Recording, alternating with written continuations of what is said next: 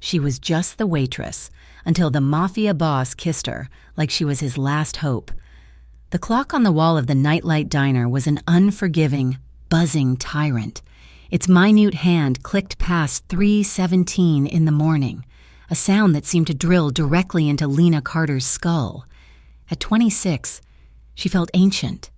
The air, thick with the smell of burnt coffee and old grease, coated her skin, clung to her hair. Her white uniform, starched and clean when she clocked in 8 hours ago, now felt like a shroud. This was her life in Bravestone, a city that chewed people up and rarely bothered to spit them out. The graveyard shift was the only one that paid, and barely at that. It was a rotating cast of the desperate and the damned, truckers pushing through the night, third shift factory workers, cops with hollow eyes, and, tonight, the drunks. They were in booth 4, 3 of them, loud, reeking of cheap beer and cheaper cologne, their laughter like breaking glass. They had been harassing her for the last hour. "Hey, sweetheart," one of them, a man with a stained trucker hat, bellowed. "My cup's empty. A pretty thing like you shouldn't let a man get thirsty." Lena picked up the glass coffee pot, the dark liquid sloshing inside. She kept her eyes down, her expression a mask of bored indifference. It was a mask she had perfected. "You didn't survive this shift by showing fear. You survived by being invisible, by being nothing." She approached the table. "More coffee?" Her voice was flat, mechanical. "I'll take more than coffee," the man slurred, his eyes dropping to her chest. His friend snickered. "How about a smile, baby? It ain't gonna cost you." She poured the coffee, her hand steady. "That'll be on your bill." She turned to leave, but a hand shot out, clamping around her wrist. It was not a gentle grab. It was hard, possessive. The man's fingers dug into her skin, right over the bone. Lena froze. The diner, the buzzing clock, the smell of grease, it all vanished. She was not here. She was 15 again in a cramped trailer, with a different man's hand on her, his voice whiskey rough in her ear. The world tunneled. Her lungs seized. She could not breathe. She could not pull away. Her body was a block of ice, a stone statue of a waitress, the coffee pot held aloft in her other hand. "Gotcha," the man in the hat sneered, his face close. "What's the matter?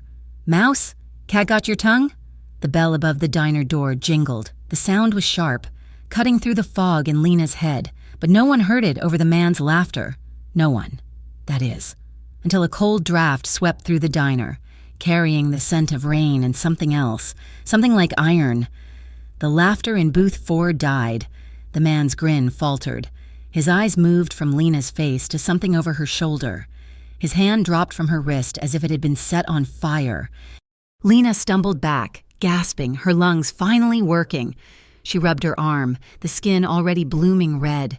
She turned to see what had silenced the entire room. He stood in the doorway. He was not a large man, not in the way of a bouncer or a brawler, but he took up all the space in the room. He wore a black, tailored coat that was damp from the weather. His hair was dark, his face all hard angles and shadows. He was flanked by 2 silent men in dark suits, mountains of muscle who stationed themselves by the entrance, their eyes scanning the room with a dead, professional emptiness.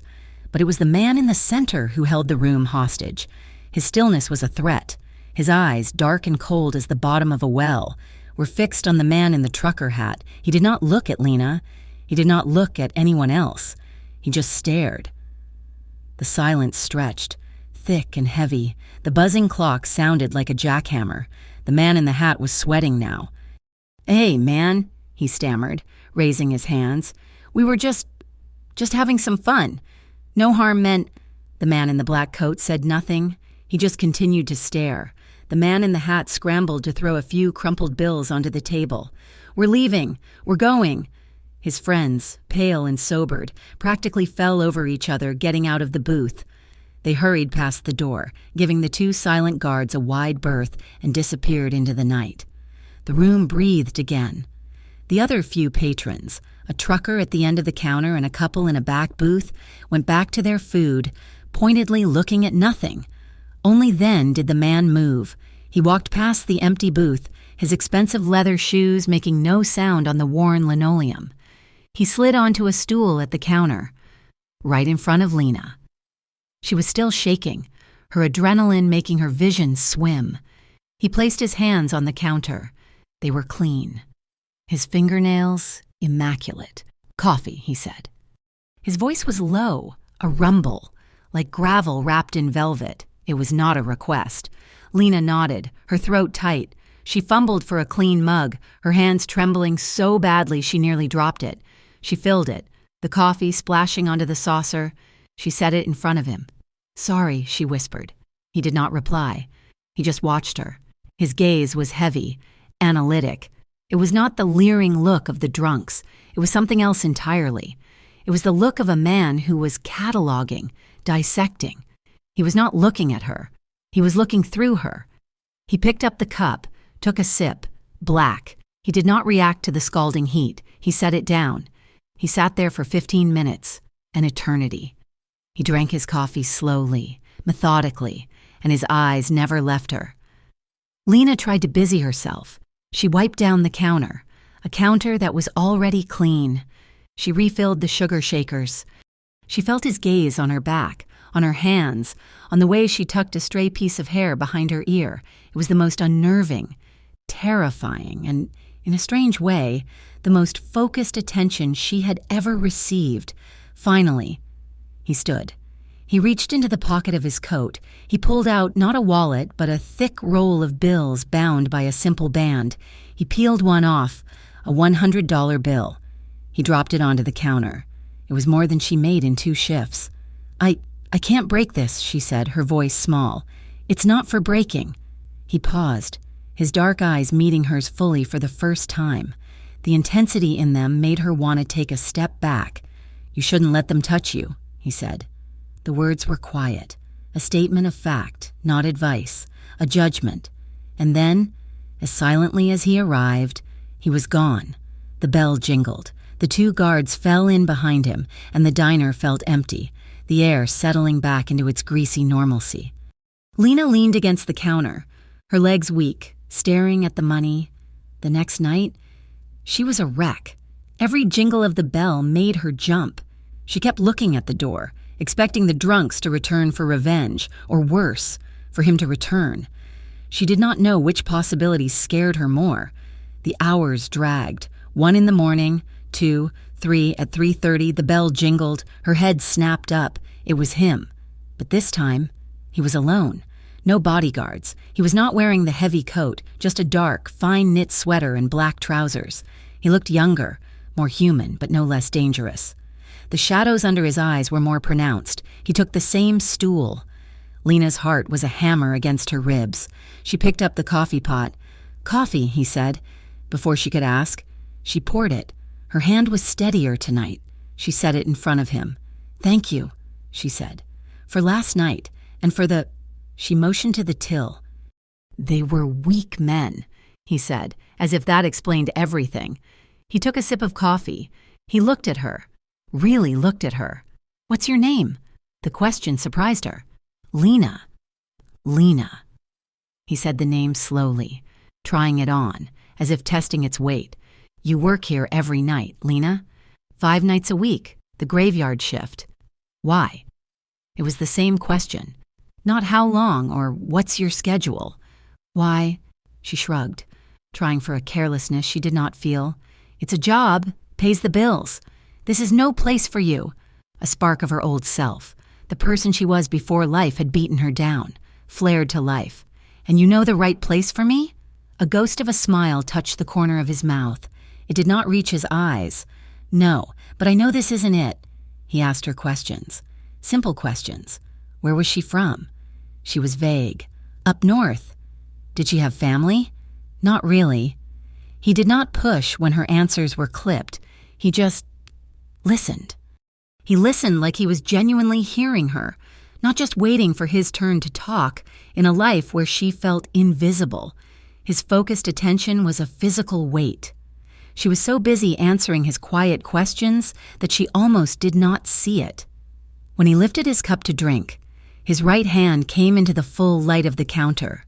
His knuckles were raw, split open, dark, dried blood crusted between the skin. It was new. From a fight. She did not want to know. She did not think. She did not analyze. She simply acted. She ducked under the counter and pulled out the diner's old, battered first aid kit. She grabbed a clean rag from the back and a small bowl of warm water. She placed it all on the counter in front of him. He looked at the kit, then at her. His face was unreadable, a mask of stone. "Give me your hand," she said.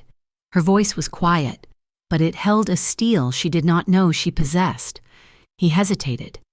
She saw it, a flicker of surprise, of distrust. He was a man who did not let people close, a man who did not show weakness. Slowly, as if moving against his own will, he extended his right hand and placed it, palm down, on the counter. Her touch was light. She dipped the rag in the warm water and began to gently, so gently, clean the dried blood from the cuts. He was tense. She could feel the muscle in his forearm tightening. She expected him to flinch when the warm water hit the open wounds, but he did not. He did not move. He did not breathe. He just watched her face. "This needs stitches," she murmured, pulling out a packet of antiseptic wipes. "It will heal." His voice was rougher now. She tore open the wipe and dabbed at the raw skin. He did not flinch, but a muscle in his jaw jumped. She worked in silence, cleaning every cut, her movements deft and sure. She was so focused on the task, on the damaged hand, that she forgot to be afraid. This was not the man who silenced a room. This was just a man who was hurt. She finished by wrapping a length of white gauze around his knuckles, securing it with a small piece of tape. Her fingers brushed his palm. His skin was rough, calloused, but warm. He flexed his bandaged hand. "Thank you," he said. The words sounded foreign on his tongue, but she knew he meant them. The clock hit 5. The first gray light of dawn was staining the sky. "Shift's over," she said, untying her apron. "I'll walk you to the bus stop," he said. It was not an offer. She wanted to refuse. She walked alone every night. She was fine. But she found herself nodding. They stepped out of the diner. The city was still quiet, the air cold and damp, smelling of the coming rain. He walked beside her, not close enough to touch, but not far. He set a slow pace. For the first time since she had arrived in Bravestone, Lena did not walk with her keys laced between her fingers. She did not jump at every noise from an alley. The shadows seemed to hold no menace. She was walking beside the darkest shadow in the city, and she had never felt safer. They reached the bus stop, a lonely metal bench under a flickering, pale orange streetlight. "This is me?" she said. He stopped, looking down the empty street, his expression brooding. The rain, which had been threatening all night, began to fall. Not a downpour, but a cold, persistent drizzle. She shivered. He looked at her. His gaze had changed again. The gentle curiosity was gone. The coldness was gone. This was something else, something raw and hungry. "Lena," he said. Her name sounded like a prayer or a curse. He stepped in front of her, blocking her from the street. She was trapped between him and the bench. She should have been terrified. She should have run. But she was frozen again, not with fear, with anticipation. He lifted his hand, the uninjured one. His fingers, rough and calloused, touched her jaw. His thumb brushed her cheekbone, a gesture so strangely tender it made her heart ache, and then his mouth was on hers. It was not a gentle kiss. It was not sweet or romantic. It was desperate. It was a kiss of drowning, a starving man finding a scrap of bread. His lips were firm, demanding, moving against hers with a raw hunger that stole her breath. She tasted coffee and the rain and something metallic. Like him, he did not ask. He gripped her jaw, holding her still. His other hand, the bandaged one, coming up to grab her shoulder, pulling her against the hard wall of his chest. Lena's heart hammered. A voice in her head screamed danger, but the rest of her melted. Her hands, of their own accord, came up to rest on his sweater, her fingers curling into the soft, damp wool, holding on as if he were the only solid thing in the world. It was a slow, bruising, hungry kiss, and it was full of everything he did not say. It was full of loneliness, of violence, of a deep, broken ache that matched the one she carried inside herself, just as suddenly as it began. He broke away. He rested his forehead against hers for a bare second, his breath coming in ragged, harsh pants. His eyes were closed, then he pulled back, his face a mask once more. The distant groan of the bus pulling around the corner broke the spell. He looked at her, his eyes dark and stormy, searching her face for something. He did not say goodbye. He did not say anything. He let go of her, turned, and walked away, disappearing into the gray. Rainy dawn. Lena Carter stood at the bus stop, her knees shaking, her lips tingling, and her entire world irrevocably, terrifyingly changed. For 3 days, the diner was purgatory. Lena lived in the ghost of his kiss. The flavor of it, rain and coffee and that cold, iron hint of danger, was a stain on her memory. She found herself touching her lips when she thought no one was looking, her skin still humming where his rough hand had held her jaw. She was a wreck. She dropped a stack of plates, shattering them on the linoleum. She burnt an entire pot of coffee down to toxic sludge. She jumped a foot every time the bell over the door jingled, her heart leaping into her throat, only to crash in bitter disappointment when it was just another trucker or a pair of night shift cops. He did not return. The diner, which had once been her invisible refuge, was now a place of whispered observation. "You look like you've seen a ghost. Honey?" Gloria, the diner's only other night shift waitress, said. Gloria was a woman in her late 50s, with a brassy red beehive and a heart that had seen too much. She snapped her gum, her eyes sharp. Or maybe it's just that high roller from the other night. Lena stiffened, wiping down the already clean counter. "I don't know what you're talking about." "Sure you don't." Gloria leaned in, her voice dropping. "The one who stared down the Jenkins crew, the one in the coat, you know, some of the day shifters. They recognize him." Lena's blood ran cold. She stopped wiping. "Recognize him?" "Mm-hmm. They say he's a Moretti." The name meant nothing to Lena, but the way Gloria said it, low, fearful, almost reverent, sent a chill down her spine. "That name's not for places like this." "Lena," Gloria warned, her face serious. "Moretti isn't just money, honey. It's old blood. It's pavement and shadows. They're the kind of men who own half the city and the other half is too scared to say their name out loud. He's dangerous. You shouldn't let them touch you." His voice echoed in her head. Dangerous. Yes, she knew that. She had felt it on his lips. "Well," Lena said, her voice hollow, "he's not here now." "Be glad for it," Gloria muttered, turning back to her crossword. "Men like that, they don't just visit diners. They consume them." 4 days, 5, Lena's jumpiness faded, replaced by a dull, heavy ache. He was gone. It had been a fluke, a moment of madness in the rain. He was a rich, dangerous man, and she was just a waitress. He had probably forgotten her name, forgotten the taste of her, forgotten the way she had cleaned his wounded hand. The thought should have brought relief. It only brought emptiness. On the 6th night, a Tuesday. Her shift ended at 5. The rain was back, a cold, miserable drizzle that promised to turn to sleet. She stood at the bus stop, the same one, but the bus, the 503, was late. After 10 minutes of shivering, the streetlight buzzing and flickering above her, she gave up. "Damn it," she whispered, pulling her thin jacket tighter. It was 12 blocks to her cramped, one-room apartment, 12 blocks through the worst part of Bravestone, in the dark, in the rain. She'd done it before. She was not afraid. She lied. She was always afraid. She walked fast, her keys woven between her fingers, a familiar, pathetic defense. The streets were empty, slicked with oily rainbows under the few functioning streetlights. She passed the boarded-up factories and the pawn shops, their metal grates pulled down like teeth. She was 6 blocks from home when she heard it, not a sound, a change in the air. The heavy, wet rumble of a large engine, idling. She did not look back. She walked faster, a black sport utility vehicle, the kind with windows so dark they looked like polished obsidian, slid to the curb beside her. It kept pace with her, A silent, black shark. Lena's heart hammered. This was it. This was the Jenkins crew. Or worse.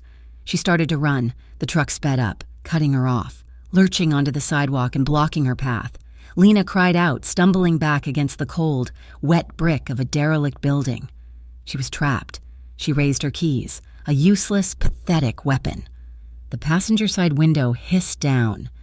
"Get in!" It was him, Dominic Moretti. He was not in a fine knit sweater. He was in a dark suit, his white shirt buttoned to the collar, no tie. He looked tired. He looked angry. He looked like the man who had silenced the diner, not the man who had let her bandage his hand. Lena could not move.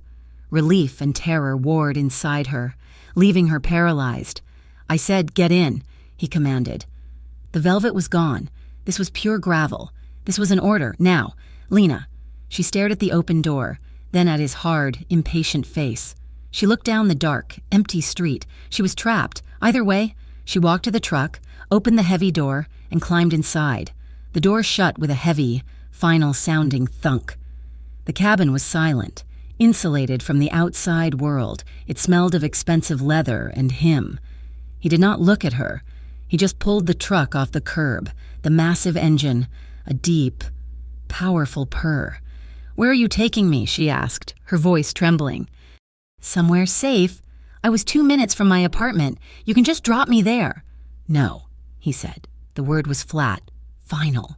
"You can't just kidnap me off the street." He glanced at her then, his eyes cold in the dim glow of the dashboard lights. "Is that what you think this is? What else is it? You have no right. They know your name." Lena's mouth snapped shut. "A few of my competitors," he said, his voice dangerously quiet, "were followed the other night. They were discussing the diner, discussing the men I dealt with. They were discussing you." He turned a corner, his driving smooth and controlled, even as his knuckles, the ones she had bandaged, were white on the steering wheel. "They were talking about the girl who patched me up, the girl who I kissed." He said the word like it was poison. "They see you as a vulnerability, a lever, and men like that, they don't ask questions. They just pull the lever." Lena felt the blood drain from her face. "Gloria said, she said you were dangerous." "Gloria is smart," he said. "She's also right, I am. Which is why you have to stay away from me. But first, you have to be somewhere they can't find you." They pulled into a subterranean garage, the gate sliding shut behind them with a metallic groan. He led her to a private elevator, which opened directly into an apartment. It was not a home. It was a holding cell, a beautiful, expensive, sterile holding cell. Gray couches, a glass table, a kitchen that looked like it had never been used. The wall was a single sheet of glass overlooking the city, the lights of Bravestone smeared by the rain. "What is this place?" she asked, standing awkwardly in the middle of the room. "A safe house. No one knows about it but me." He walked to the window, his back to her. "You'll stay here. For a few days, until I clean this up." Lena's fear, which had been a cold stone in her stomach, suddenly erupted into hot, white anger. "You clean this up? This is your mess. I was fine. I was poor. I was tired, but I was fine. Then you walked in. You brought this darkness to my counter." He turned, his face unreadable. "I saved you. You saved me?" she shot back, her voice rising. "Those drunks? They were just noise. Annoying, but harmless. You are a bomb. You walked into my life, kissed me like you owned me, and now you're telling me I'm... What? Collateral damage? A target?" She was pacing now, fueled by adrenaline. "I am not a thing, Mr. Moretti. I am not some trinket you protect. I won't be owned."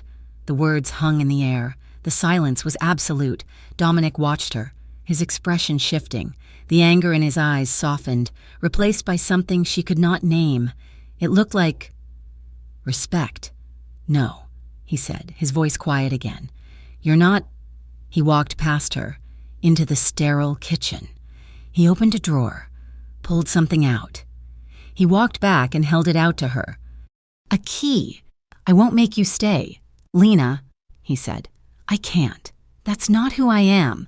He let out a harsh, dry laugh. Well, that's not who I want to be. With you. She did not take the key. He continued, but they are out there, and they are looking for you, not just to hurt you, to hurt me. He pushed the key into her hand, his fingers brushing hers. They were warm. This is the only key, besides mine. The door locks from the inside. Stay or go. But if you leave, be smart. If you ever feel followed, if you ever need a place to hide, use it. She stared at the cold, hard metal in her palm. It felt impossibly heavy. I have my job, she whispered, the protest sounding weak even to her. I'll have money sent to Gloria. Tell her you have a family emergency. She'll cover for you. He knew her coworker's name. The thought was terrifying. He knew everything. She sank onto the edge of the gray couch, the key clutched in her fist. He had given her a choice, but it was not a choice.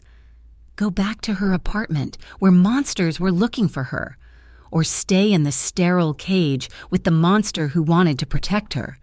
He did not leave. He stayed. He sat in an armchair across from her, in the dark, just watching the city lights. They sat in silence for over an hour. Finally, her stomach growled, loudly, mortifyingly. A small smile, the first one she had ever seen on him, touched his lips. Hungry? Starving, she admitted. He stood. I don't really use this kitchen. He opened the immaculate stainless steel refrigerator. It was empty, save for a bottle of water and an old jar of olives. Right, he said, looking lost. He pulled out his phone. I can have food here in 10 minutes. Anything you want. No, Lena said, standing up. It was too much. The danger, the apartment, the idea of him ordering her, like she was a service. No, let me see. She went to the pantry.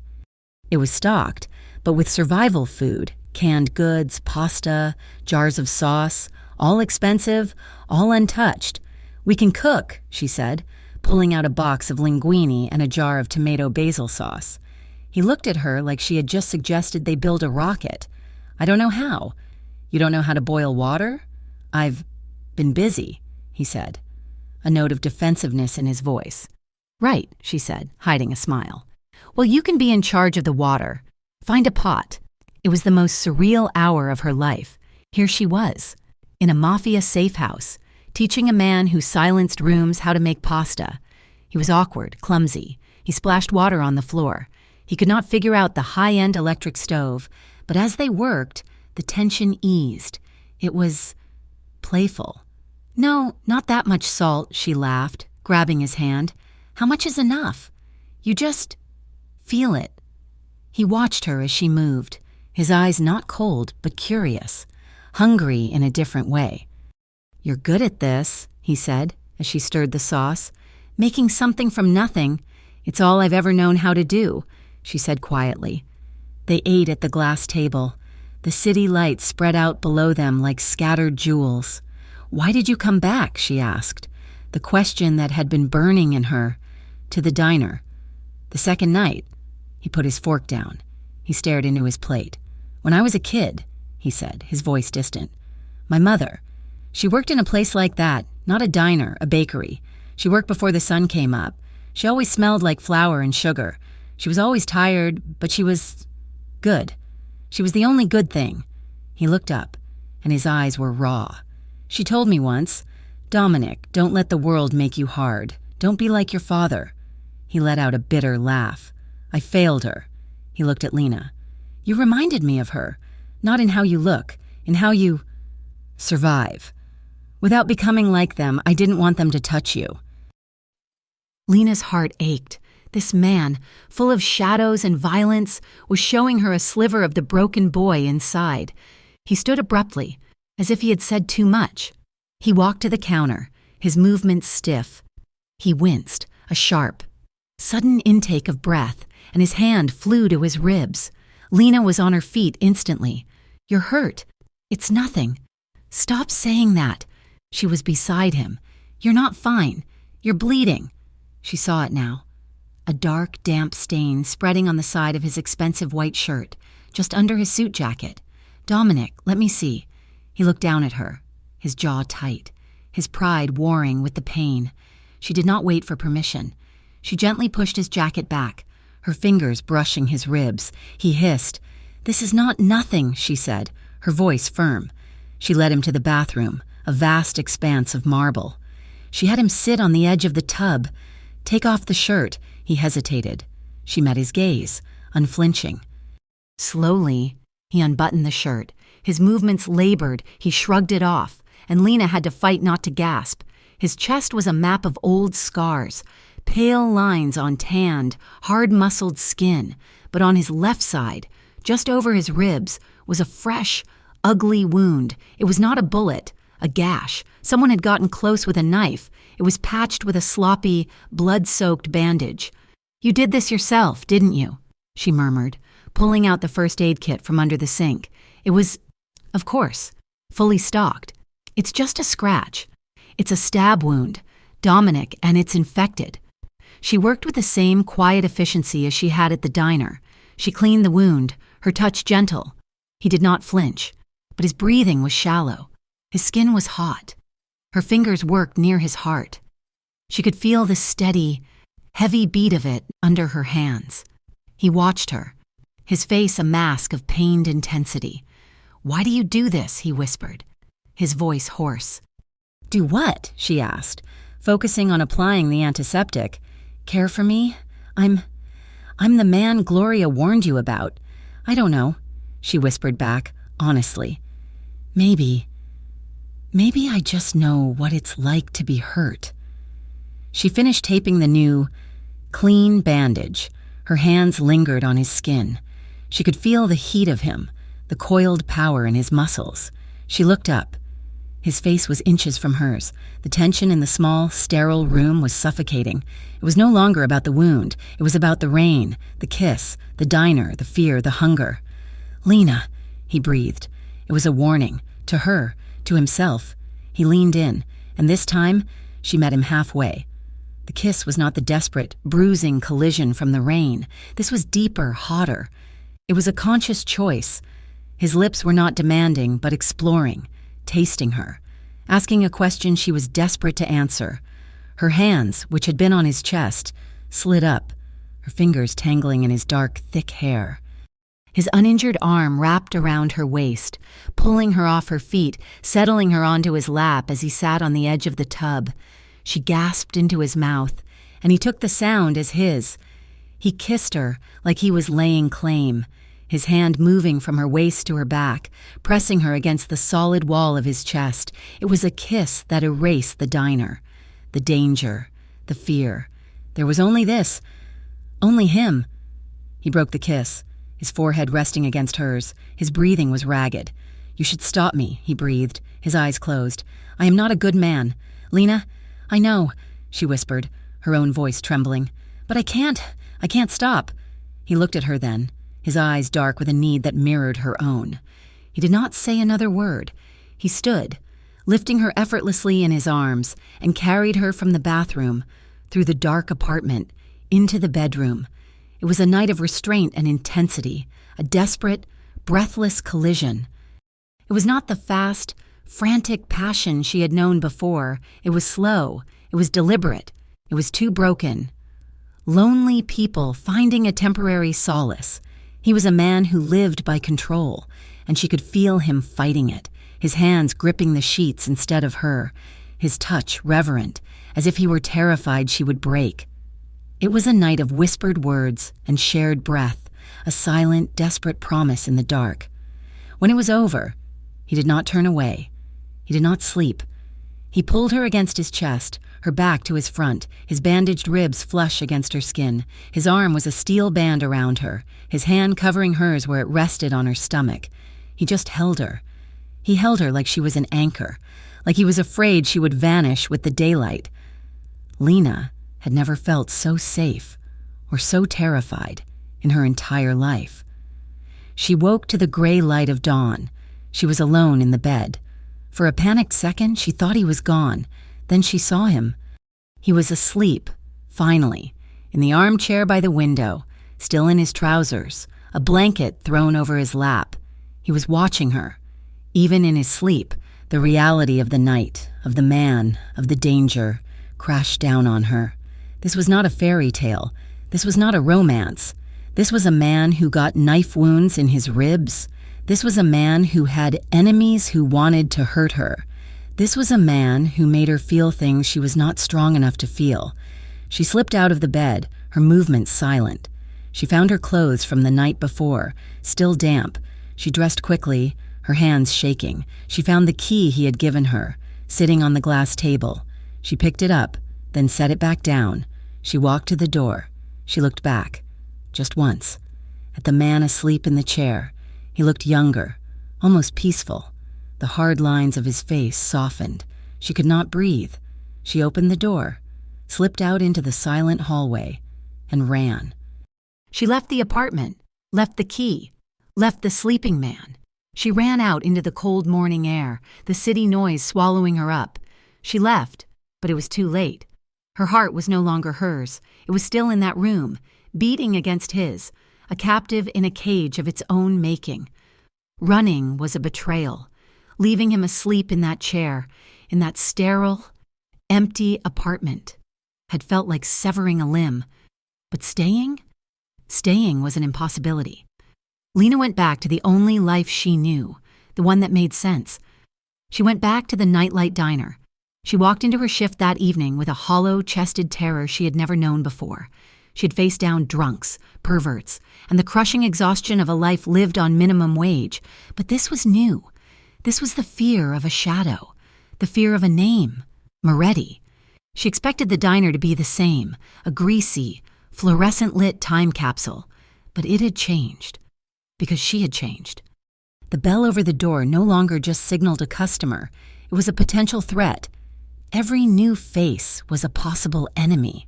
"You look like hell run over twice, honey," Gloria said, snapping her gum as Lena tied on her apron. "That family emergency take it out of you?" "You have no idea," Lena murmured. The first week was quiet, a false calm. It was just long enough for Lena to almost convince herself that it had all been a fever dream.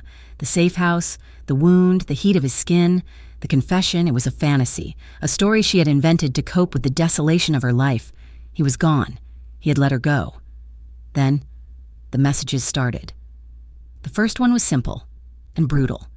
She was taking the trash out to the dumpster in the alley before the sun came up. There, coiled on the lid, was a large, dead snake. Its head had been severed, a calling card. She stumbled back, a scream trapped in her throat. She told herself it was a prank, a sick joke by some kids. The next night, a man came in, and he was not one of her regulars.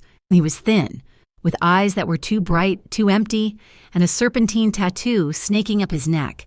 He ordered coffee, black. He sat for an hour, just watching her, a sickening smile playing on his lips. When he left, he tossed a $1 bill on the counter. Underneath it, scratched into the formica, was one word. Soon, the serpents, the name Dominic had used. Gloria saw it. She saw Lena's pale, terrified face. "Lena," she said, her voice sharp and low. "I told you. You get a man like Moretti's attention. You get all the attention. You need to go. You need to leave this city." "This is my home." "Gloria," Lena whispered, her hands shaking so hard she could barely wipe the counter. "This is a diner. Honey, it ain't worth your life." That night, Dominic found her. She had refused to take a cab, refused to even walk home. She was sitting on the bus, staring out the window, when the black sport utility vehicle slid to a stop in the lane beside her at a red light. The passenger window hissed down. It was him. He looked like he hadn't slept in a week. His face was a mask of cold, controlled fury. He didn't speak. He just stared at her. The light turned green. The bus pulled away. The truck stayed, then turned, following her. He followed her all the way to her apartment, parking across the street, a silent, menacing guardian. He was there the next night, and the next. He didn't approach. He didn't call. He just watched. He was a shadow, a promise. He finally cornered her at the diner. It was almost midnight, a lull in the shift. He walked in, not with the quiet authority of before, but with a crackling, dangerous energy. He didn't have his guards. He was alone. "Gloria," he said, not even looking at the older waitress. "Take a break." Gloria looked at Lena, her eyes wide. then at the man who owned the city's shadows. She wisely untied her apron and disappeared into the kitchen. "They were here," Lena said. It wasn't a question. "A man with a tattoo on his neck. They call him Viper." Dominic's voice was clipped. "They're escalating. They think you're my property, and they want to take you." "I am not your property," she spat, her fear turning to anger. "I know," he roared, his control finally snapping. He slammed his hand down on the counter, and Lena jumped. The coffee mugs rattled. "I know that, but they see you as a thing, a way to get to me. You are a civilian in a war you didn't enlist in." He reached across the counter, his hand gripping her arm. Not hard, not like the drunk, but his grip was absolute. "You have to quit, Lena. Tonight, pack your bags. I can have you on a plane in an hour. New name, new life, anywhere you want to go." She looked at his hand on her arm. She looked into his dark, desperate eyes, and she pulled her arm free. "No." He looked at her like she was insane. "No? No, I'm tired of running. My entire life, I have been running. From my past, from men who thought they owned me. I ran to Bravestone. I have nothing here. This diner, this miserable shift. This is all I have. It's mine. And I will not let you, or some man with a snake on his neck, take it from me. You're being a fool," he hissed. "This is not about pride. This is about your life." "Then what is your solution, Dominic?" she cried, her voice breaking. "You want to hide me in an apartment? You want to buy me a plane ticket and send me away?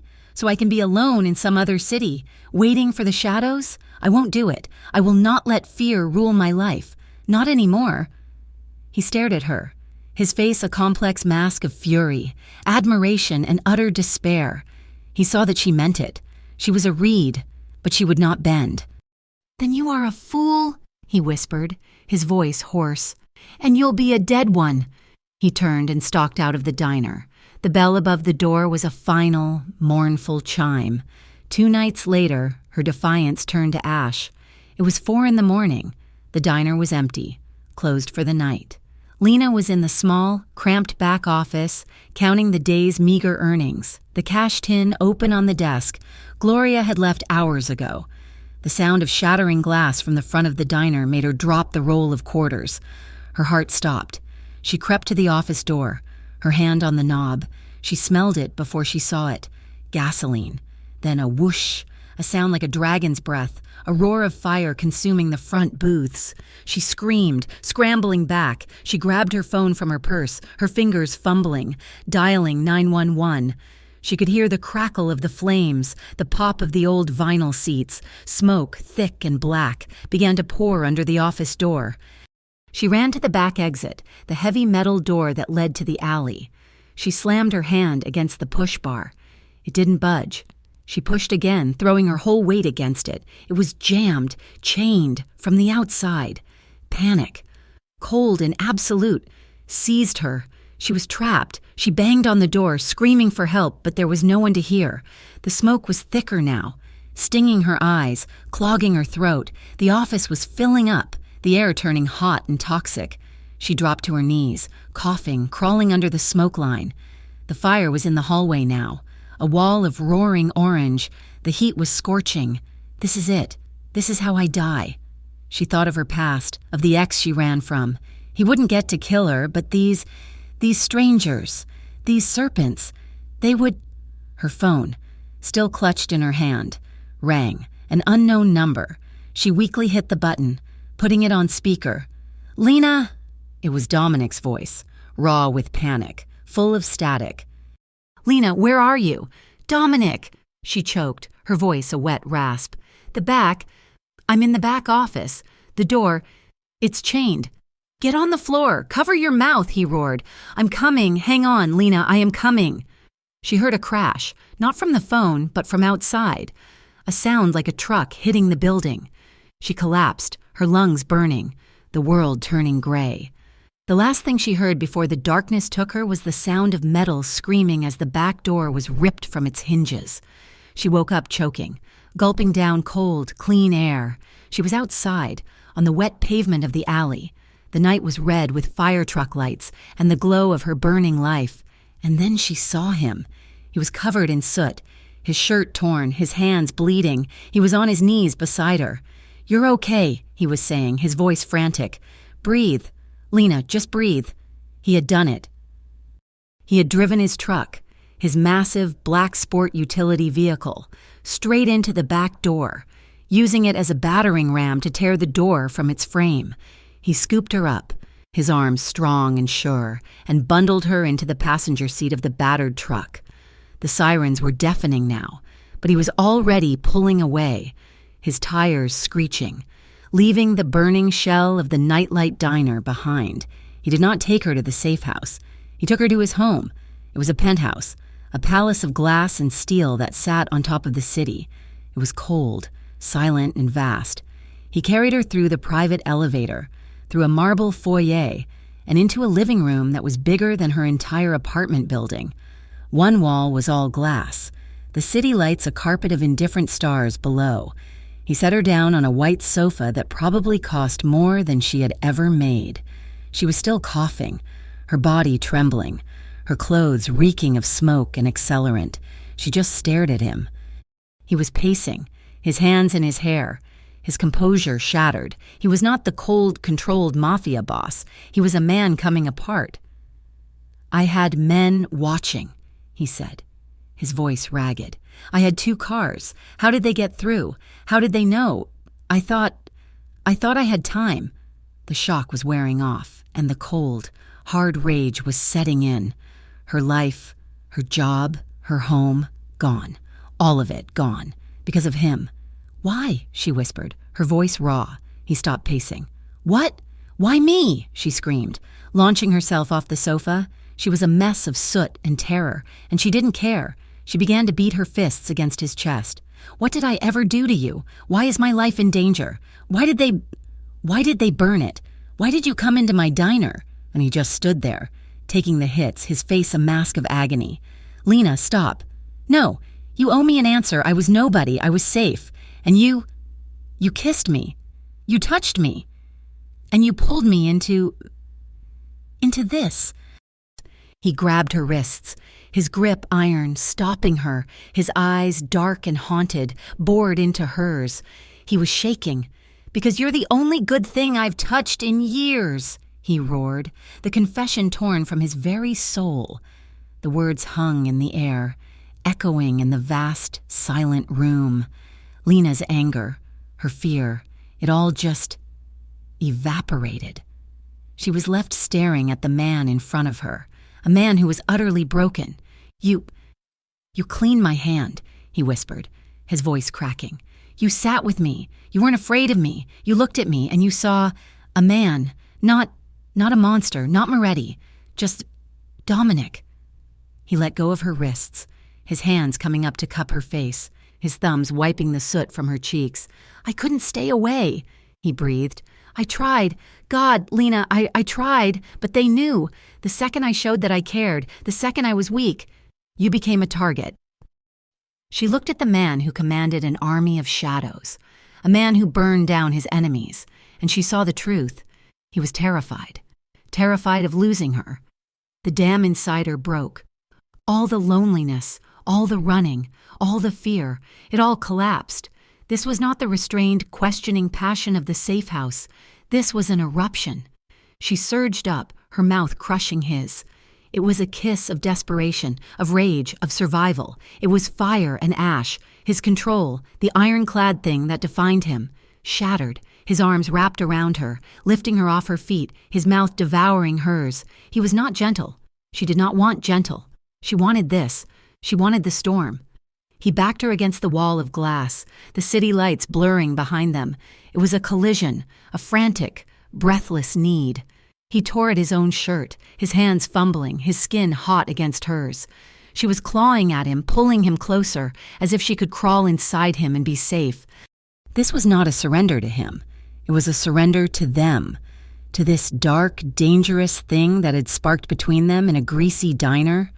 His control unraveled, and her fear finally gave way to a desperate, burning want. He carried her from the living room, through the dark, cavernous hallway, never breaking the kiss, and into his bedroom. It was a night of full abandon, a night where two broken souls clung to each other, a raw, emotional inferno that burned brighter than the fire that had taken her past. She woke up hours later, tangled in black silk sheets. The sun was streaming through the windows, illuminating a room that was as large and impersonal as the rest of the penthouse. Dominic was not in the bed.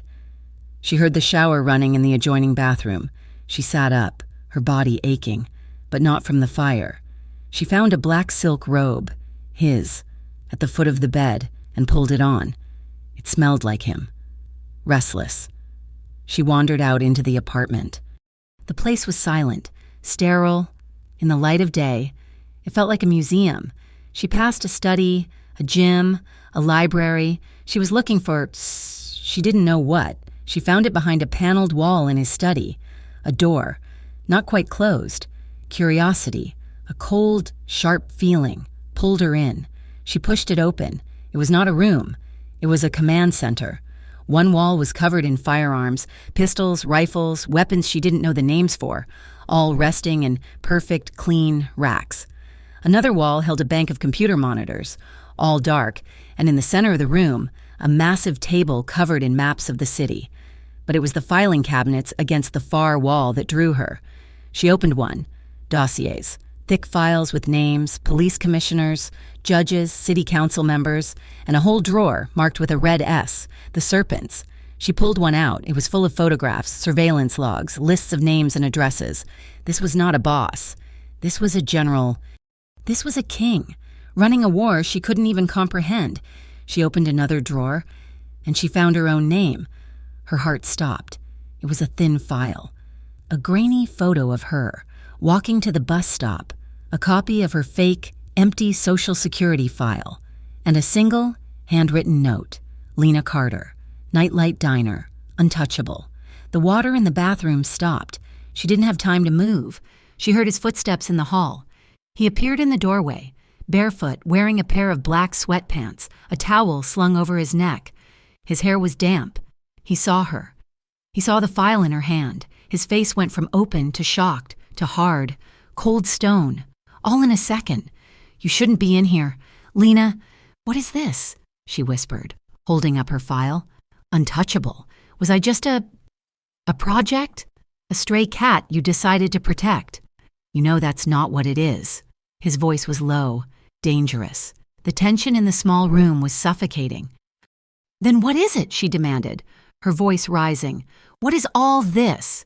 Dominic, the guns, the files? Who are you?" He walked into the room, past her, and looked at the wall of weapons. "My father," he said, his voice flat, "built this empire. He was a brutal man. He dealt in everything. Fear was his currency. When he died, I took it all. I told myself I would make it. Cleaner. Legitimate. But the rot was too deep. You don't clean up a sewer, Lena. You just learn to swim in it." He turned to face her. The honesty in his eyes was disarming. "This is who I am," he said, gesturing to the room. "I am a man who has files on everyone. I am a man who moves money and people. I am a man who has sins, a lot of them. The Serpents, they're old rivals. They want what I have. They want to be the new kings, and they will burn down anything or anyone I care about to do it." He looked at her, his expression raw. "And then you walked in. With your tired eyes and your stubborn pride, you're the first thing in a decade that hasn't been a part of this. The first thing that was clean. And I wanted to stop looking at you. It made me want to stop, to be the man my mother wanted me to be." He had shown her his darkness, all of it. She looked down at the file in her hand, then let it drop to the floor. "I ran away," she said, her voice quiet. He frowned. "From where?" "From my ex, back home. He wasn't a good man. He liked to drink, and he liked to hit, and he liked to tell me I was nothing." She rubbed her arm, the one the drunk had grabbed, the old memory surfacing. "That's why I froze, in the diner, when that man grabbed me. It was him, all over again." She looked up, meeting his gaze. "I ran. I stole $200 from his wallet. I got on a bus, and I didn't stop until I hit Bravestone. I changed my name. I became nobody. Because I thought, if I was nobody, if I was invisible, I'd be safe. You're not nobody, he said, his voice thick. I know, she said, a small, sad smile. You see me. For the first time. I think someone actually sees me. He stepped toward her, and she stepped toward him. They met in the middle of the room, surrounded by guns and secrets. I need you, he whispered, his forehead resting against hers. I need you, too, she breathed. It was the truest thing she'd ever said. The next day, the new reality began. He assigned 2 men to her, not guards. He called them drivers, Sal and Marco. They were polite, silent, and they were always there. She felt like a bird in a beautiful glass cage. I hate this, she told him as she paced the penthouse. I am a prisoner. You are protected, he countered. It's the same thing, she yelled. I am your burden. I am your weakness. You are not a weakness, Lena. Then stop treating me like one, she said, stopping in front of him. If I'm with you, if I'm in this world, I won't be a porcelain doll you hide on a shelf. I won't be the good thing you touched. I'll be the thing that fights back. She looked at him, her eyes blazing. If I'm your weakness, then make me strong. He looked at her for a long, silent moment, a slow, dangerous smile, one she had never seen, spread across his face. He took her hand and led her to the gym. It was state-of-the-art. He walked to a mat in the center. You want to be strong? He asked. Then let's start. He began with self-defense, how to break a wrist hold, the one that had frozen her. He showed her, his touch firm, impersonal. Then he had her do it to him. Harder, he commanded. She did it again. Again, you are not trying to inconvenience him. Lena, you are trying to break him. You are trying to survive.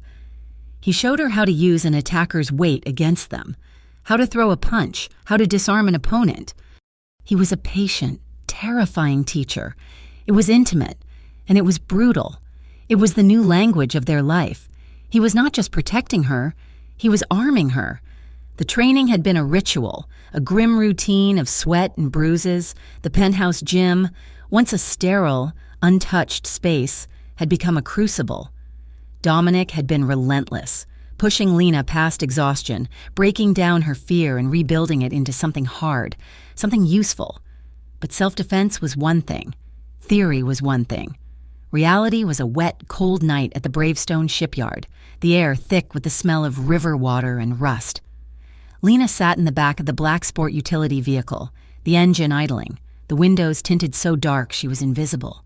Sal was in the driver's "You stay," Dominic had commanded, his voice flat, his face all hard angles in the dim light. You watch. You learn. Dominic, no, she had pleaded. This isn't training. This is the world, he had countered, his eyes cold.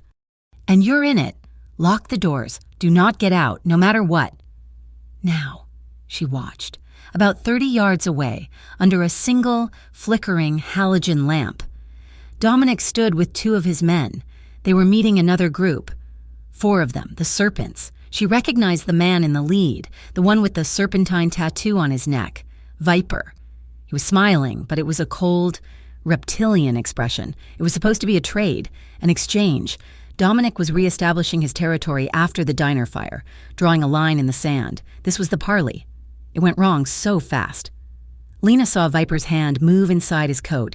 It was not a casual movement. Dominic, who had been standing in a relaxed, almost casual stance, moved with a speed that defied physics. He did not draw a gun. He closed the distance. There was a short, brutal flurry of motion. Dominic's elbow connected with Viper's throat. As the man gagged, Dominic ripped the pistol from Viper's own waistband. The other Serpents scrambled for their weapons, but Dominic's men were faster, their guns already out, a symphony of don't and drop it. Viper was on his knees, clutching his throat, his eyes wide with shock and rage. You... Moretti, Viper choked out. You're dead.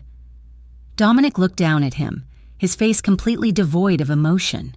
He was not the man who had taught her to make pasta. He was not the man who held her in the dark. This was the king. This was the monster. You brought a weapon to a negotiation. Viper, Dominic said, his voice quiet, but it carried in the damp air. You burned down a diner with an innocent woman inside. That is not how business is done. That is chaos, and chaos must be cleaned up. Go to hell, Viper spat. After you. Dominic raised the pistol, Viper's own gun, and aimed it at the center of his forehead.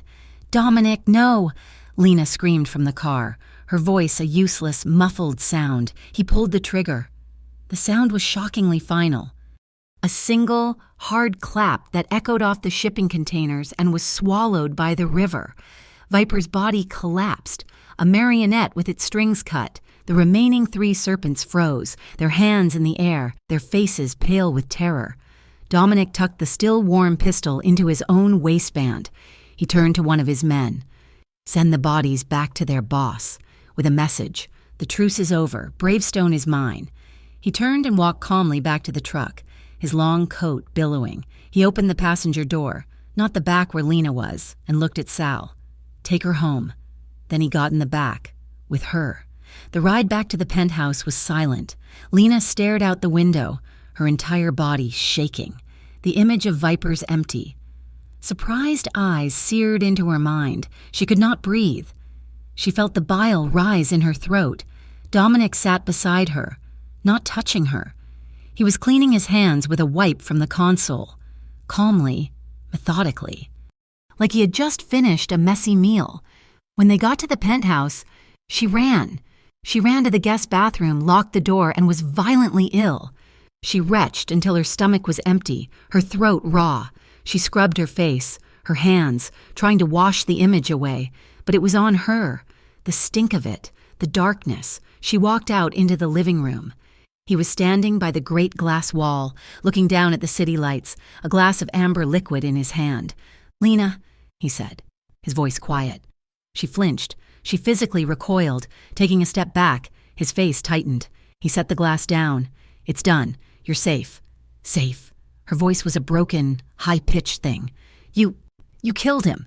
Dominic. You shot him in the head. He was on his knees. He was a rabid dog. Lena, he would have killed my men. He would have come for you. He burned you out of your home. That wasn't justice, she whispered, shaking her head, tears blurring the city lights. That was cold. There was nothing in your eyes. Nothing. She had seen him vulnerable. She had seen him angry. She had seen him passionate. But tonight, she had seen him empty. She had seen the part of him that was a black, hollow void, and it horrified her.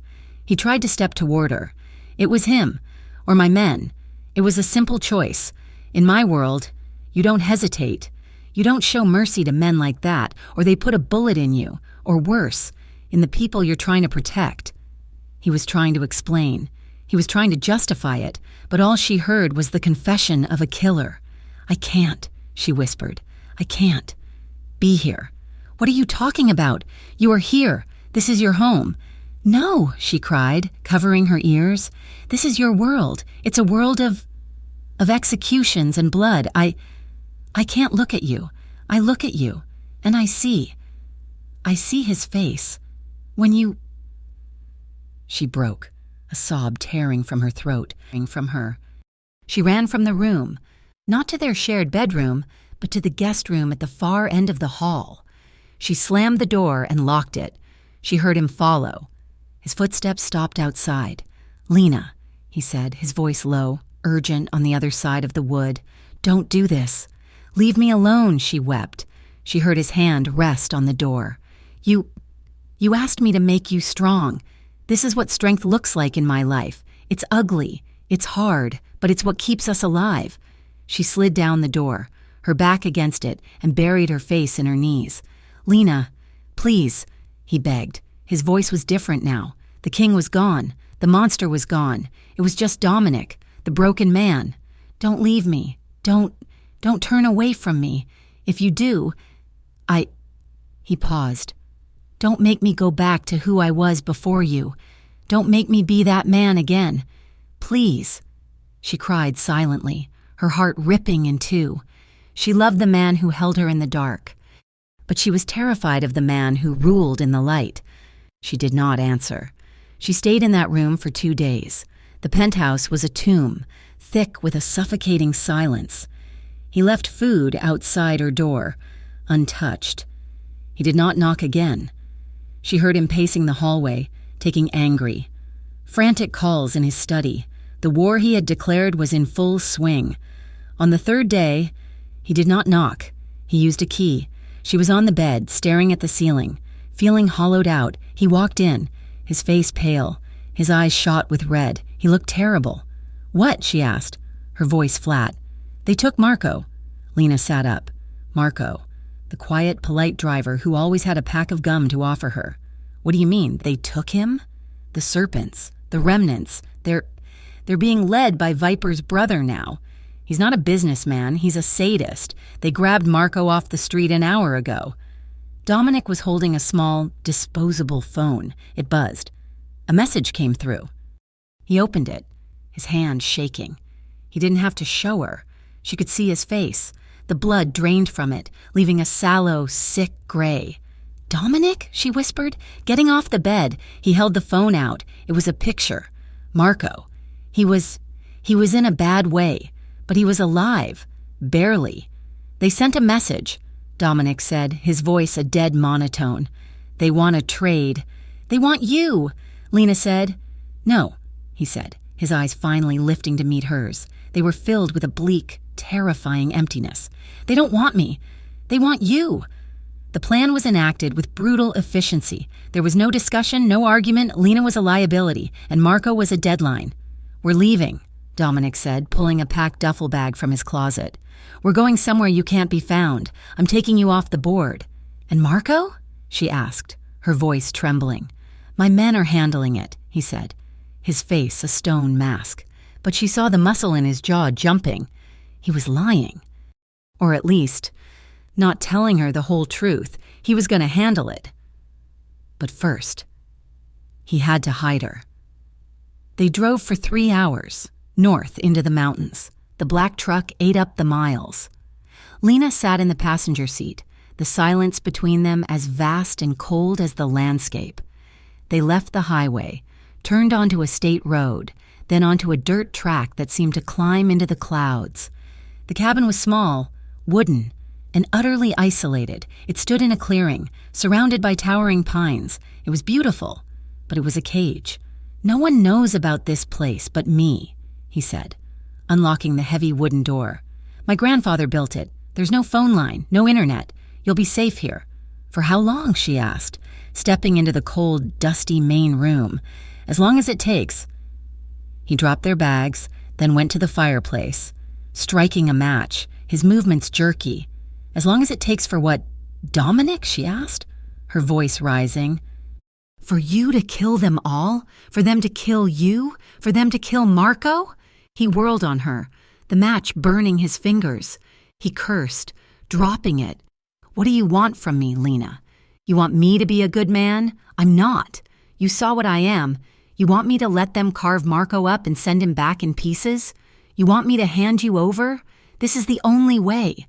Hiding me," she cried. "I am not a thing you put in a box on a shelf. This life, this is no life. I'm trapped. We're trapped. Is this it? Is this all there is? Hiding and running and waiting for the next body to drop? Will it ever be safe for us?" He stared at her, the kindling in his hand. The question hung in the cold, dead air. He had no answer. He turned his back to her, kneeling, focusing on the fire. "I have to go," he said, his voice flat. "I have to get back. To my men. To Marco. And leave me here? Alone? You'll be safer." "I won't be," she yelled. "Don't you get it? I'm safer with you, even in the middle of a war, than I am alone. I'm not the girl from the diner anymore. Dominic, I am not the girl who freezes. You did that. You taught me. And now you're going to leave me?" A massive crack of thunder shook the cabin, so loud it rattled the windows. The rain, which had been threatening, began to fall. Not a drizzle, a deluge. It slammed against the roof like handfuls of gravel. Dominic stood up, his face grim. "We're not going anywhere." The storm trapped them. For 2 days, the dirt road he had driven up would be a river of mud. The wind howled through the pines, a screaming, mournful sound. The cabin, which had felt like a prison, now felt like a tiny, fragile ark in a violent, dark sea. The emotional distance they had kept, the icy silence from the penthouse, became impossible in the small, one-room cabin. They circled each other, two caged animals. They fought. The argument that had started, stopped, and simmered. Finally exploded. It was a fight about everything. About Viper, about Marco, about her past, about his future. They yelled until they were hoarse, until all the anger, all the fear, all the resentment was laid bare on the dusty floor. "You're a killer," she cried. "And you ran to me," he roared back. "You love the monster, Lena. You just don't want to admit it. You don't want the man who makes pasta. You want the man who burns the world down to keep you safe." "That's not true." "Isn't it? You left me at the safe house because I was a man. You came back to me at the penthouse because I was a king, because I was the only one who could save you." The accusation struck her, and she had no defense. She sank onto the hearth, the small fire he had built casting desperate shadows. She cried, not for Viper or Marco or herself. She cried for him, for the man who believed he was so unlovable. He had to be a monster. The anger drained out of him. He looked at her, his face crumbling. He knelt in front of her. "I don't know how to be anything else," he whispered, his voice broken. I don't know how to stop. I don't want you to stop." She wept, looking at him. I don't want to lose you. To them, or to this, to the darkness." He put his hands on her knees. His touch was hesitant. "It's all I am. Lena." "No, it's not," she said, her hands covering his. "It's not." The emotional wall between them, more solid than any brick, had collapsed. The storm outside was nothing to the one inside. He leaned in, and his mouth found hers. It was not a kiss. It was a collision. It was the fierce, desperate, emotional violence of two people who had nothing left but each other. It was a drowning. His hands were in her hair, his mouth rough, demanding. She met his force, her fingers digging into his shoulders, pulling him closer. It was a fight, a battle for solace. They tore at each other's clothes, not with grace, but with a raw, animal need. This was not about love. It was about survival. It was about proving they were still alive, still human, in a world that demanded they be monsters or victims. He pushed her back onto the fur rug in front of the fire, the heat of the flames on her skin. He was above her, his eyes black with a need that went beyond the physical. It was a need to possess, to anchor, to be anchored. She wrapped her legs around him, taking him, claiming him, as much as he was claiming her. It was a fierce, breathless, almost painful coming together, a silent scream in the dark. Afterward, they lay tangled, slick with sweat, their breathing ragged. The storm had passed, leaving an exhausted, dripping silence. He held her, his arm a leaden weight across her, his face buried in her hair. "If I had just one chance," he whispered, his voice so quiet she barely heard it. "Just one chance at peace. It would be this, with you. Just this." He was asleep in her arms, truly asleep, for the first time in what felt like years. When she heard it, a twig snap. It was not the wind. It was not a deer. She froze. Dominic, his instincts sharper even in sleep, went from boneless to coiled steel in a split second. "What?" he breathed. "Outside," she whispered. He was off the rug, pulling on his pants, a gun, which had been under the pillow of the nearby cot, in his hand. He peeked through the slit in the curtains. "Damn it," he hissed. "Damn it all." He turned to her, his face grim. "They found us." "How?" "Tracker," he said, his eyes scanning the room. "Not on me, not on you. It must have been on the truck. I've had that truck for 5 years. They must have—" Damn it. I got sloppy. Another sound, the crunch of gravel, more than one. "Get in the back," he said, shoving her toward the small kitchenette. "Get behind the counter, and take this." He pressed a second pistol, her training pistol, into her hand. "It's loaded. You know how to use it. You do not come out. You do not make a sound unless they come for you. Then you shoot. You understand?" "Dominic," she said, her hand shaking. "Do you understand me? Lena?" She nodded. "I love you," he whispered. A rough, fast kiss on her forehead. "Now go." She scrambled behind the small, flimsy bar. The cabin's front door exploded inward, kicked off its hinges. 2 men, clad in black, fanned out. "He's here!" one yelled. Gunfire erupted. It was deafening in the small space. Dominic, using the stone fireplace as cover, returned fire. 1 man went down, clutching his chest. The second man raised his rifle, and Dominic was faster. 2 shots, center mass. The man collapsed over the sofa. Dominic was breathing hard, his back to the fireplace. He was reloading. "Is that all?" he muttered. A 3rd man, who had come in through the back door, appeared in the kitchenette. He saw Lena. He smiled, his teeth yellow. "Well, well," he said, raising his gun. The boss wanted her alive. Lena didn't freeze. She didn't think. She just acted. She raised the pistol with both hands, just as Dominic had taught her, and pulled the trigger. The man looked surprised. A red bloom on his shirt. He fell. Dominic was staring, his eyes wide. And in that split second of distraction, a 4th man, the one she had thought was down, the first one, raised his arm. He wasn't dead. "Dominic, look out!" she screamed. A shot. Dominic grunted, a sharp, pained sound. He spun, firing, and the man on the floor went still for good. Dominic slid down the stone wall of the fireplace, leaving a dark, wet smear. He was on the floor. He looked down at his side, his hand pressed against a rapidly spreading circle of red. "Dominic!" she cried, scrambling out from behind the counter. Stay back!" he gasped, his gun still in his hand, pointed at the door. He was bleeding. He was bleeding a lot, and they were alone, on top of a mountain, with an army of killers on their way.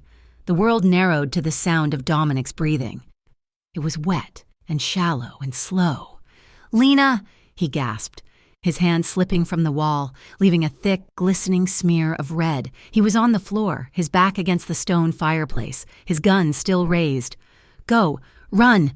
I'm not leaving you!" she screamed, scrambling across the floor, the splintered wood digging into her knees. The man she had shot, the one in the kitchenette, was still, his eyes wide, staring at the ceiling. She didn't look at him. She only looked at Dominic. "The window, back window," he choked, his head falling back, his hand pressed to his side, was submerged in his own blood. "Shut up, Dominic. Just shut up." Her hands were shaking, but it was not the paralysis of the diner. It was adrenaline. It was rage. She ripped his shirt open. The wound was a dark, terrible hole, pulsing with a terrifying, steady flow. "Pressure," she mumbled, her own training coming back. She grabbed a bar towel from the counter, balled it up, and shoved it against the wound. Dominic roared, a raw animal sound, his body lurching. "Don't you die on me!" she yelled, tears of fury streaming down her face, mixing with the soot. "You hear me? You don't get to die!" She heard the sound of more engines, heavy trucks roaring up the muddy track. "They're here," Dominic whispered, his eyes closing. "Too many. You have to run." "It's not them," she said, her voice a low growl. "It's us." The night exploded. It was not the crackle of pistols. It was the deafening, rhythmic thunder of automatic weapons. It was a professional, disciplined sound. Yells, screams, then more gunfire, then finally, silence. The cabin door, or what was left of it, was filled by a massive silhouette. "Boss!" Sal, his face a mask of terror, rushed in, a rifle in his hand. He stopped, his gaze sweeping the room, the 3 dead serpents, Lena covered in blood, her hands pressing down on Dominic's wound, and Dominic, pale as death. 2 other men, Sal's men, fanned out, their weapons still raised, clearing the room. 2 more in the tree line. One called, "It's clean." Sal was at Dominic's side. Boss, can you hear me?" He looked at Lena. His eyes, which had always held a polite, professional distance, were now wide with a dawning, stunned respect. She had held her ground. She had not run. "He's bleeding out, Sal," Lena said, her voice scraping, raw. "We have to move. Now. Get the kit," Sal barked. "Get the truck. We're wheels up in 30 seconds. The flight from the mountain was a blur of red lights and pressure. The cabin, their refuge and their prison, disappeared in the rearview mirror, a destroyed, splintered wreck, a monument to their war. They did not take Dominic to a hospital. They took him to the penthouse, where a private, gray-faced doctor was waiting, his bag already open on the marble floor of the foyer. For the next 4 days, the penthouse was a surgical ward. Dominic was confined to his bed, tubes in his arm, his side stitched and bandaged. The bullet had missed his vital organs by less than an inch, but he had lost a catastrophic amount of blood. He was weak. The man who commanded the city with a look was reduced to a pale, feverish figure lost in the black silk sheets, and Lena stayed. She did not leave his side. She was no longer a guest, a lover, or a captive. She was a guardian. She was the one who checked his bandages when the doctor was gone. She was the one who wiped his face with a cool cloth, her touch gentle on his sweat-dampened hair. She was the one who sat in the armchair by his bed through the long nights, watching his chest rise and fall, the sound of his breathing, the only thing in the world that mattered. He was a terrible patient. On the 3rd day, he tried to sit up, his face gray with pain. "I have to make calls," he gritted out, reaching for his phone. Lena put her hand over his, pushing it back down. "No, Lena, my men. Marco." "Sal is handling it," she said, her voice firm, leaving no room for argument. "Marco is gone. Dominic, your men are looking for who's left of the serpents. But you are right here. You will rest. You will heal. Or so help me. I will tie you to this bed." A ghost of a smile, a pained grimace, touched his lips. He looked at her, his eyes, usually so dark and controlled, now clear and raw with vulnerability. He was seeing her, the woman who had put a bullet in his enemy, the woman who now refused to let him move. He laced his fingers with hers. "You're a tyrant, Lena," he whispered. "You're just learning that," she said, her voice softening. She stayed. She cared for him. And in the shadowy world outside the penthouse walls, the rumors began. She overheard Sal in the kitchen, his voice low and angry on the phone. "I don't care what they're saying," Sal hissed. "No, the boss is recovering. The family is secure. I don't care. Shut it down." When he hung up, Lena was standing in the doorway. "Shut what down, Sal?" Sal. A man who had faced down gunfire without flinching looked uneasy. He sighed, rubbing his face. "It's just street talk. Lena, nothing? Tell me." "They're saying he's weak," Sal said, his frustration evident. "They're saying he took a bullet for a woman, that he's compromised, that his focus is gone. They're calling you his weakness." Lena's spine went rigid. A weakness. After all of it, the fire, the gun, the blood, they saw her as a liability. The old Lena, the waitress, would have been terrified. She would have run. But the old Lena was gone. She'd burned to death in the diner. This new Lena just nodded, her eyes cold. "Let them talk." 2 days later, Dominic was finally able to sit up, his color returning, his anger at his confinement growing. Lena, needing to escape the suffocating luxury of the penthouse, went for a walk. Sal shadowed her from a discreet distance. She sat on a park bench, watching the city move, when a man in a rumpled suit sat beside her. "Miss Carter," he said, not looking at her. "Nice day for it." Lena tensed. "Do I know you?" "Detective Miller," he said, pulling a worn leather wallet from his jacket and flashing a badge. "Bravestone PD. I've been wanting to talk to you." Her heart hammered, but she kept her face placid. "About what?" "About Dominic Moretti." Miller sighed, as if he were carrying the weight of the world. "Look, kid, I know who you are. I know about the diner. I know about the cabin. You are in way over your head, Moretti. He's not just a businessman. He's poison.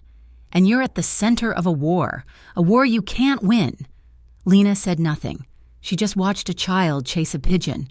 "We're building a case," Miller continued, his voice a low, reasonable drone. "Rico, extortion, murder, we are going to put him away. For good, but we need an inside source."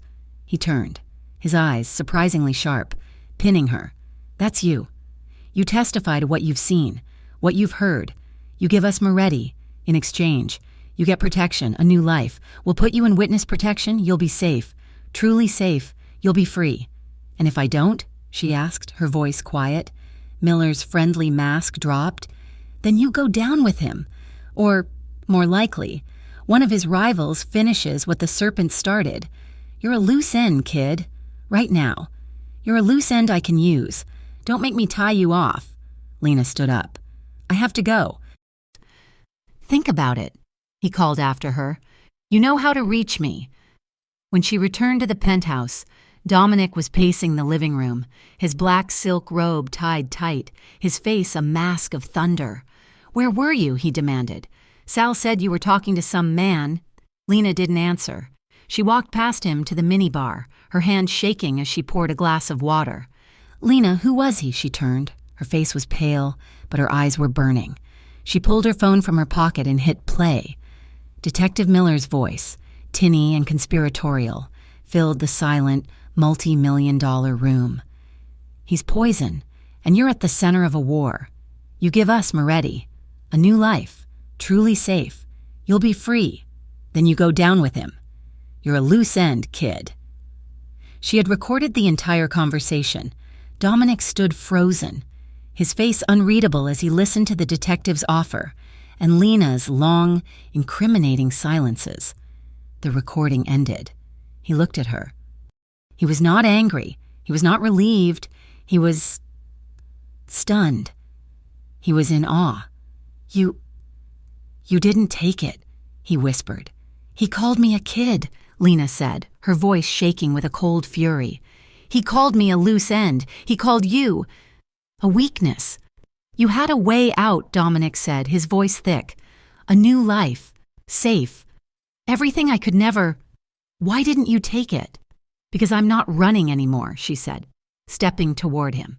And I am not your weakness. He saw it then. The woman he had tried to protect, the girl he thought was a good thing he had to hide, had just become the most dangerous person in the room. She hadn't just shown loyalty. She had shown courage. She had faced down his world, and his, and chosen a side. She had chosen him. A new, cold energy filled him. The weakness was gone. The fever was gone. The king was back. He picked up his phone. Sal, he said, his voice pure steel. Call a meeting. My study. Everyone, 1 hour. The study, the room of guns and secrets, was thick with tension and cigar smoke. 12 of Dominic's most trusted lieutenants, men who had served his father, filled the small space. They were hard men, old men, and they looked at Dominic with open skepticism.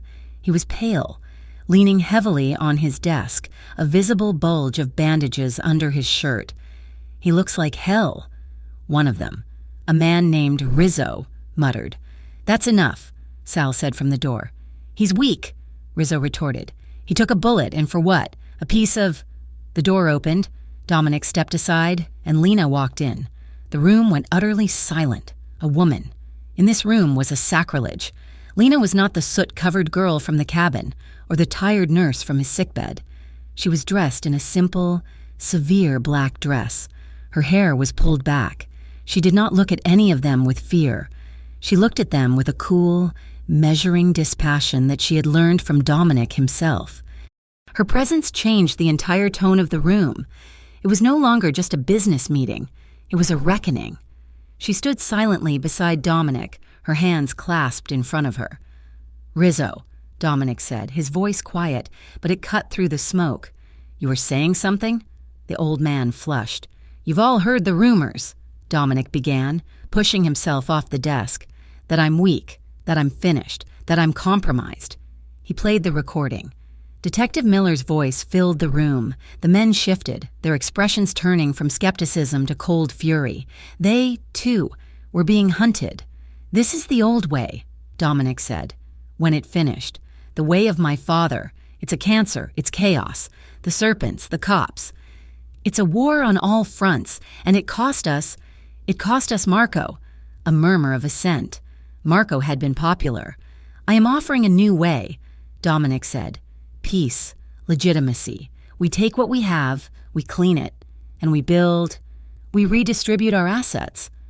We get out of the street and into the boardroom. The war is over. Rizzo laughed, a short, barking sound. Over? You're dissolving the family? You're turning legitimate? Because of her? He spat the word, pointing at Lena. This is what we're brought to? Following a man who's led around by his... Dominic moved faster than a man who had been shot 4 days ago had any right to. He crossed the room and his hand was around Rizzo's throat, slamming him back against the gun-lined wall. She, Dominic hissed, his voice lethal, is the only reason half of you are still breathing. She is the one who took out 3 of the men who put me on the ground. She is the one who just handed us a corrupt detective on a silver platter. She's not my weakness. She's my clarity. He let Rizzo go, the man slumping, gasping. Dominic walked back to Lena's side. He put his arm on her shoulder. A public, final claim. These are my terms, he said, his eyes scanning every face in the room. You are with me, or you are out, but you will know this. From this night forward, she's under my name now. Touch her, and I burn it all. The message was unmistakable. She was not a mistress. She was not a weakness. She was a Moretti. The meeting was over. That night, the penthouse was quiet. The lieutenants were gone. The syndicate realigned. Dominic and Lena stood in the study. The recording of Miller's voice a silent testament on the desk. He looked exhausted, but his eyes were clear, the fever gone.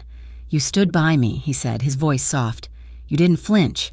They're just men, she said, looking at the wall of weapons. He turned her to face him. The king was gone. The general was gone. It was just Dominic, his eyes raw with an emotion he had never allowed himself. I meant what I said, he whispered. In there, under my name. But that was for them. This is for me. He took her hands. They were steady. His were, for the first time, not, I am not asking you to stay because I need to protect you, he said, his voice thick. I'm not asking you to hide. I'm asking you to stand with me. I love you, Lena. I'm asking you to stay with me, permanently, as my wife, as my everything. She looked at this man, this killer, this savior, this paradox of blood and devotion. She saw the penthouse, the guns, the power, and the small, broken boy who just wanted to be seen. She loved him. She knew it, with a certainty that was as terrifying as any bullet. But she had just found herself. She had just learned to stand, to say yes. That was another kind of surrender. She saw the question in his eyes, the fear, not of his enemies, but of her answer. She raised her hand, her fingers tracing the hard line of his jaw. He was a king, but he was hers. She didn't say yes, not yet. A king's offer of peace, in a world built on war, is often seen as a fatal weakness. Dominic's move to legitimize, to clean the Moretti name, was not a quiet transition. It was an earthquake. His rivals, the old guard, and especially the scattered, vengeful remnants of the serpents, saw a lion pulling in its claws. They mistook his desire for peace as an admission of defeat. They saw his devotion to Lena not as clarity, but as a crippling vulnerability. Cade, Viper's brother, a man who lacked his siblings' cunning but possessed twice his sadism, consolidated what was left of their broken organization. He saw one last chance, not just to take Bravestone, but to annihilate the man who had executed his brother. He didn't want a piece of the city. He wanted the throne, and he wanted Dominic's head. The assault was not a surgical strike. It was a declaration of total war. They hit the main Moretti warehouse, the central artery of Dominic's distribution, at 3 a.m. It was a full, brutal, frontal assault. The penthouse alarms blared, a sound that cut through the night. Dominic was already out of bed, his face a mask of cold, controlled fury. This was not a surprise. He had been waiting for it. Sal has you? He said to Lena, strapping a Kevlar vest over his shirt. The car is waiting. You go to the mountain cabin. You wait for my call. No. He stopped, a pistol in his hand. Lena, this is not a discussion. This is the end. This is the last fight. I know, she said, her voice impossibly calm. She was already dressed, not in silk, but in dark tactical pants and a black sweater. "And I am not running. You are not a soldier," he growled. "I will not have you in the line of fire." "I'm not a soldier," she agreed, walking toward him. "I'm your eyes. You'll be on the floor. Dominic, blind, the command center has monitors. It sees every hallway, every door. I know your layouts, I know your men. You will be a king fighting in the mud, and you will need someone in the tower. That is me." He stared at her. This was not the woman he had saved. This was the woman who had saved him. The woman he had trained. She was right, and it terrified him more than the army at his gates. "It's the most secure room in the building," she pressed, her hands on his vest, straightening it, her touch firm. "I will be locked in. I will be on the comms. I will guide you. I will not be in a cabin, waiting to hear if you are dead." His hands gripped her shoulders, his fingers digging in. "If they breach that room, then I'll know what to do," she said. She was not shaking. She pulled the small pistol, her training gun, from her waistband and showed it to him. "You taught me. No one is getting in." He looked at her for a long, agonizing second. Then he nodded. He kissed her. Hard. Once. It was not a kiss of passion. It was a kiss of metal, of gunpowder, of a final, terrible promise. "I'll see you when the sun comes up." The command center was a concrete box on the second floor of the warehouse, overlooking the main floor through a slab of one-way bulletproof glass. Inside, it was a bank of 16 monitors, a radio set, and a single, heavy, steel-plated door. Lena locked it. She put on the headset. "I'm in," she said. Her voice was steady. "Sal, you're on me." She heard Dominic's voice crackle in her ear. "Everyone, this is a cleansing, no prisoners. We end the serpents tonight." The battle began. Lena watched it all, a silent, all-seeing God. She saw the first wave of serpents use an explosive to breach the main loading bay. "East Bay! They're through the East Bay!" she yelled into the comms. She saw Sal and his men, alerted by her, set up a crossfire. The first wave was cut down. It was brutal, efficient, and horrifying. She did not flinch. She watched the other screens. "They're on the roof," she said, her voice low. "They're coming down through ventilation, Sector 4, and 2 men. 2 men, in the West Side offices. They're not serpents. They're wearing suits." Dominic, in the middle of a firefight, ducked behind a stack of crates. "What?" "Suits," she repeated. "They're moving toward the vault. They're opportunists. I'll deal with them." He grunted. "Focus on Cade." The battle was vicious. It was a storm of noise, of shouts, of the hard, percussive clap of gunfire. Men went down. She saw men she recognized, men who had driven for her, fall. She had to swallow the sickness, had to push down the grief. She was the tower. She had to stay clear. Dominic was a demon. He moved with a grace and violence she had only glimpsed. He was not a king. He was a warrior. He fought beside his men, a pistol in each hand, his face a mask of terrible purpose. "He's here," Dominic's voice suddenly crackled. "Cade, main floor. He's mine. Sal, lock it down. Everyone else. Clean up. This is between us." Lena found him on monitor 7. Cade, a beast of a man, stood in the center of the warehouse floor, surrounded by the bodies of his own men. He was holding a knife, a long, ugly blade. Dominic walked out from the shadows, tossing his empty pistols aside. This was not for business. This was for blood. The fight was not a movie. It was ugly. It was desperate. Cade was younger, stronger, fueled by a half-mad revenge. Dominic was smarter, faster, but he was still healing. Cade's knife flashed, and Dominic barely dodged, the blade opening a long, red gash on his arm. Lena screamed into the comms, but no one could hear her. Dominic fought back, his fists and feet a blur. He was using the training he had given her, leverage, weak points, brutal efficiency. But Cade was relentless. He tackled Dominic, and they crashed through a stack of wooden pallets. It was a brawl, a bloody, desperate, hand-to-hand fight for survival. Dominic was on his back, Cade's hands around his throat, the knife raised for the final, killing blow. "For my brother!" Cade roared. Lena watched, helpless. A sob caught in her throat. "Dominic!"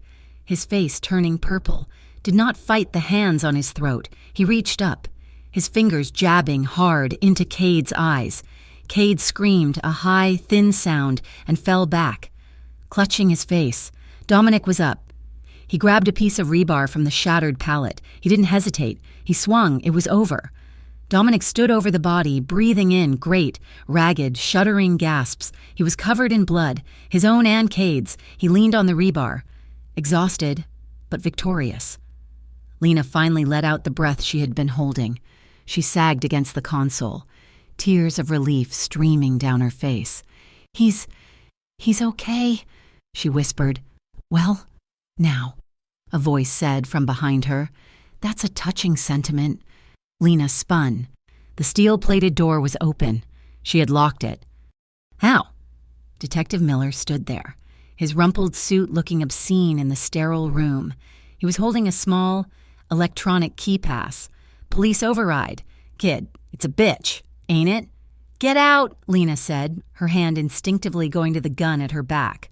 Ah, he said, raising his own pistol. I'm not here for him, I'm here for you." "The war's over," she said, her eyes darting to the monitors. Dominic was already stumbling toward the office. He was coming for her. "War's over, but the cleanup's just beginning," Miller sneered. "I'm an opportunist. I was waiting for the serpents to take you, but they failed. So, I figured, with all this noise, who's going to notice one more? You're a loose end. Lena, you know too much. You had my voice on a recording. Can't have that. You're coming with me. I'm not going anywhere.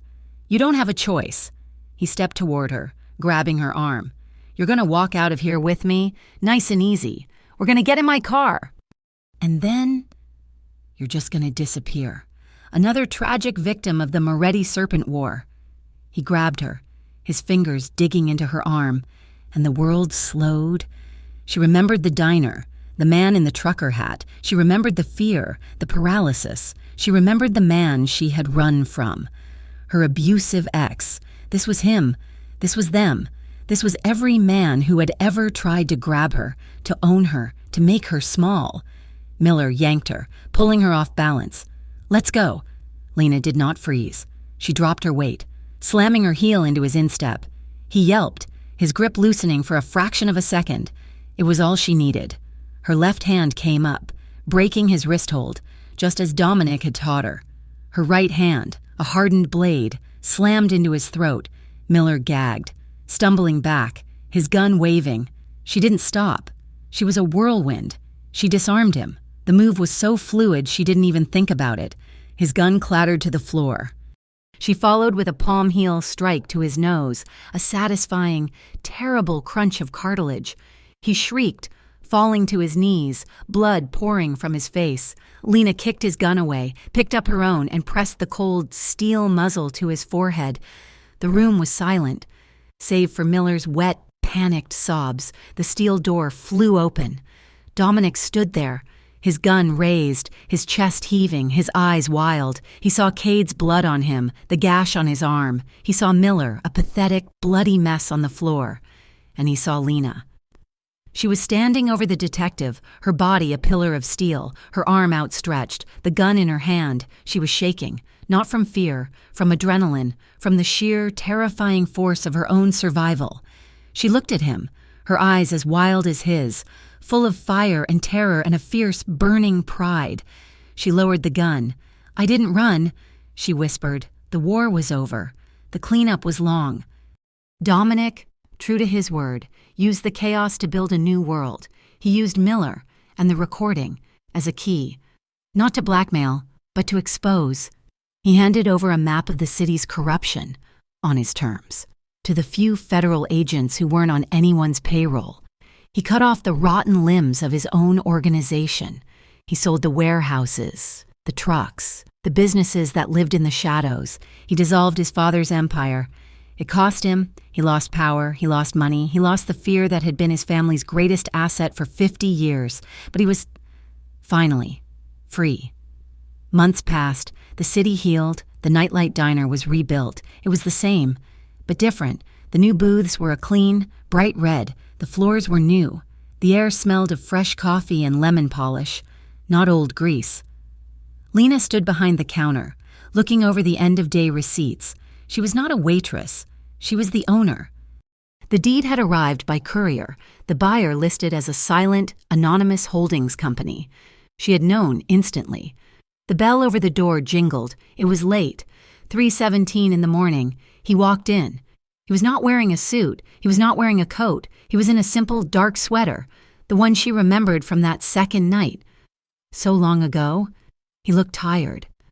But the shadows under his eyes were no longer from violence. They were from work, from building. He didn't speak.